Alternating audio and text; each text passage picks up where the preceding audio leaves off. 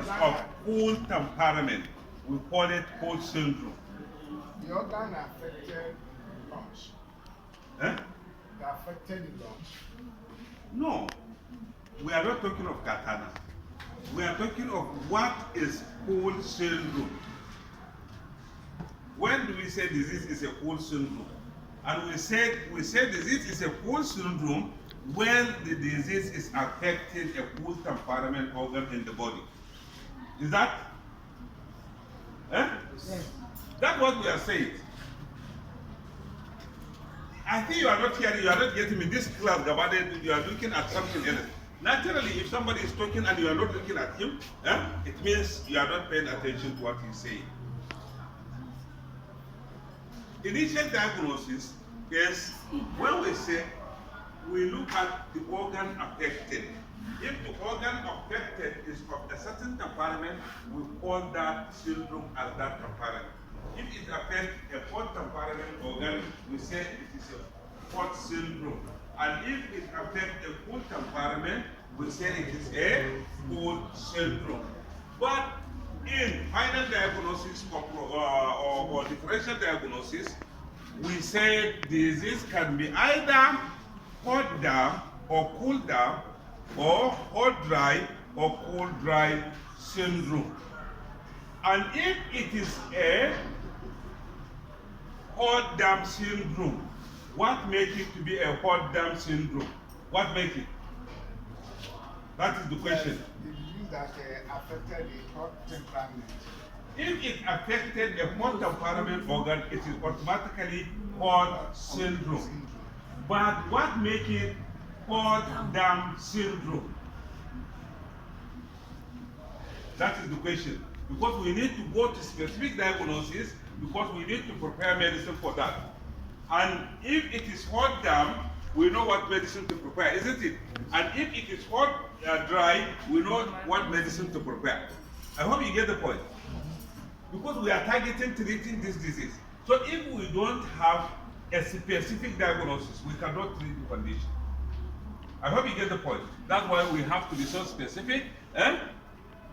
So final diagnosis is either hot damp syndrome or cold dry syndrome, cold damp syndrome or cold dry syndrome.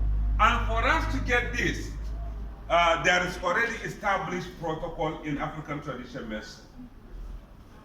For us to have final diagnosis, we say first, organ affected. Affected, yeah? And then secondly, signs or symptom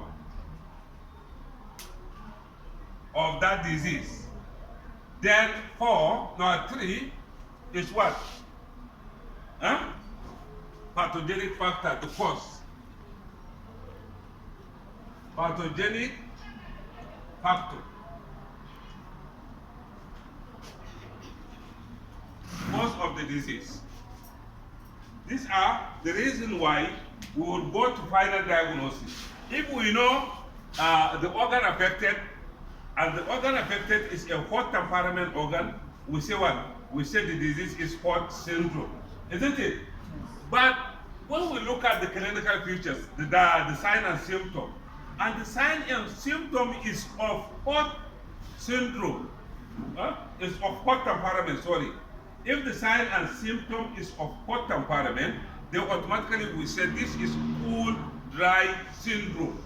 Because the organ affected is cool temperament organ, and the sign and symptom is of hot temperament, automatically it becomes dry at that end and cool at this end. So we say this syndrome is cold dry syndrome. Let me give you example. Catarrh we say, isn't it? Catarrh is a cold syndrome because it is affecting respiratory system. A respiratory system is a cold temperament organ. Now, catarrh has two causes.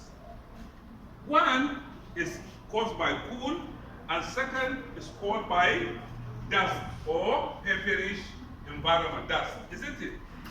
Now, if you take cool water or you sleep under air condition or fan, and the air is blowing, and before you know, you develop nasal blockage, isn't it? You start having heavy head. Eh? Your ear is ringing. This is caused by cold.